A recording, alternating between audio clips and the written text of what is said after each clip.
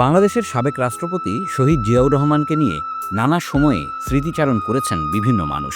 সেই তালিকায় আছেন চলচ্চিত্রের জনপ্রিয় অভিনেতা রাজীবও। চলচ্চিত্র শিল্পের উত্তরণ নিয়ে লেখা এক গ্রন্থে তিনি বিশদভাবে লিখেছেন কিভাবে জাতীয়তাবাদী সামাজিক সাংস্কৃতিক সংস্থা জাসাসের মাধ্যমে জিয়াউর রহমানের সঙ্গে তার ঘনিষ্ঠতা তৈরি হয়েছিল, কিভাবে রাষ্ট্রপতির বাসভবনে তিনি সরল জীবনযাত্রার প্রত্যক্ষ সাক্ষী হয়েছেন এবং কিভাবে রাজনৈতিক কর্মীদের প্রশিক্ষণ দিয়ে জিয়া এক নতুন ধারার সূচনা করেছিলেন।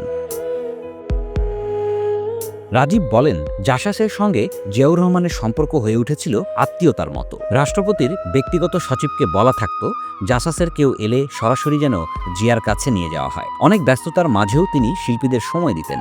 একবার তারা বঙ্গভবনে গিয়ে আধ ঘন্টা অপেক্ষা করতে বাধ্য হলে অভিমানে জিয়াকে জানান।